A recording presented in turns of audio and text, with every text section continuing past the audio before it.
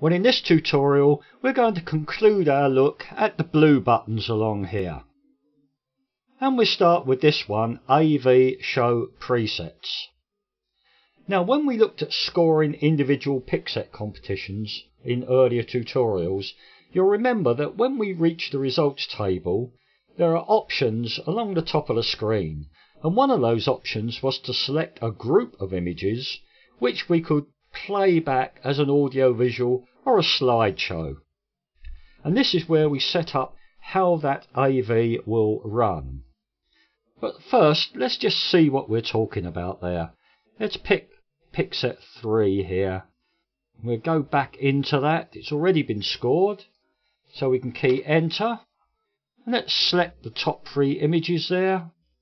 Highlight that one, shift key, hit that one, then I key enter, and we get a slideshow. We get music in the background, the title followed by the author's name along the top, and on the left hand side the position of the image, and the top right hand side the score for that image. And you'll notice at the moment that the title Tin Mine has faded in to the author's name, June Jackson. And when it's played all those images in reverse order, the music will fade away and it will just go back to the results table.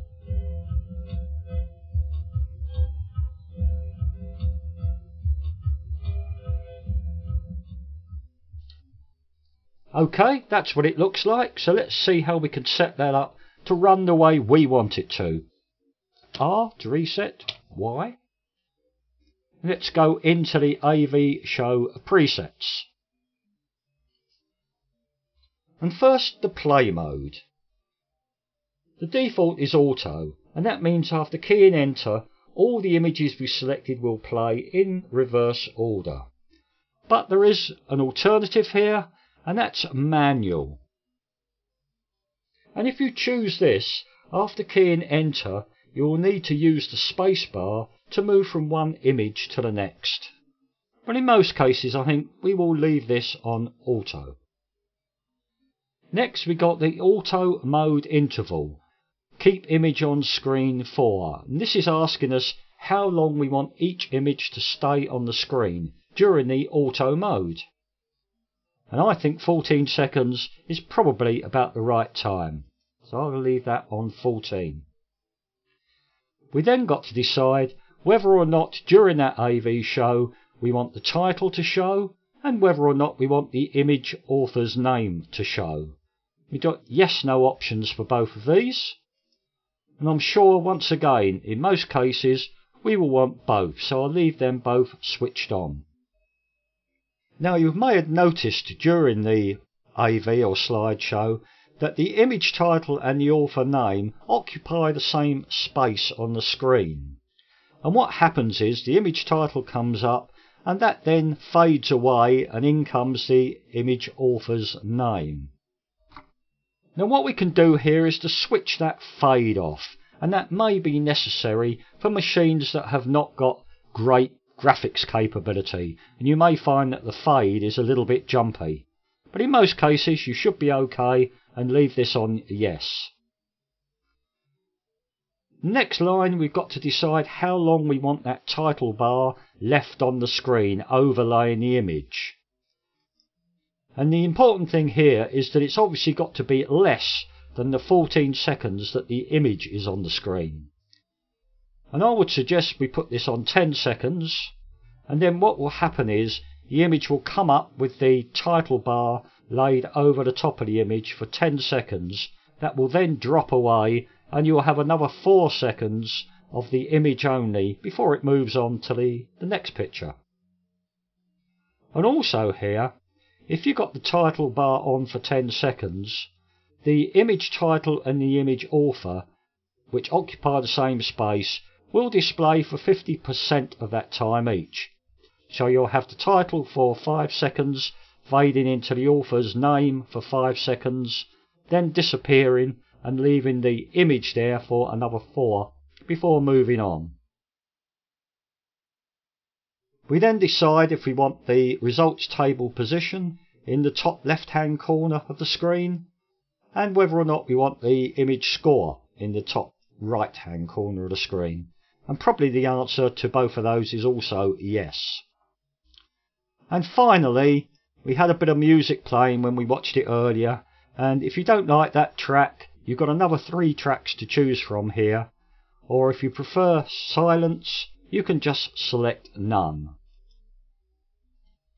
Okay, we save that data and exit. But that's how we set up our AV shows to look the way we want them to. And there's only one set of presets which apply to all 6 pick sets. Right, let's move on and we'll have a look at Create a Viewer. Now the purpose of this is to give you a convenient way of passing the images to a judge for prejudging. And if we do this, the judge will require 2 things. He will want a list of the entries, hopefully in the correct display order, and he will want a folder containing the images. So let's see how we do this. First, the display order list. Well, we've covered this in the past, but we'll just have another look here. We'll look at pick set 3. We know we can go to Load and V, and we've then got the display order list, which we can save or print out from here. Okay, R to reset. But now, what about the images? We could do that via this Create Viewer button. I'll click on there. And all the instructions are on the screen for us here. First, we need to select the pick sets to be included. Now, you may well find on one of your judging evenings you will have more than one competition, therefore more than one pick sets involved. Perhaps you'll have beginners, intermediates and advanced workers with separate competitions for each. But you select here which one you want. We'll select pick set 3. You can select more if you so wish. And when you've selected the ones you want, you click the Create Files button. And I'll do that. And it says Processing, Process Complete. Okay, we now need to get at those files. And it tells us here to exit the program and burn the contents of the folder C ICPro 18 the viewer to a disk. Well, you might not want to burn a disk here. You could easily put them on a memory stick for the judge. But let's exit and find these files. Exit again.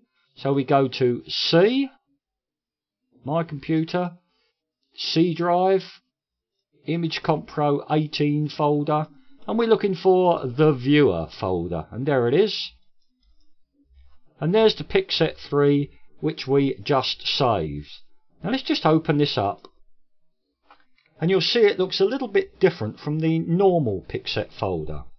What has happened is that the program has now altered the file name of all these images to get rid of the author's name.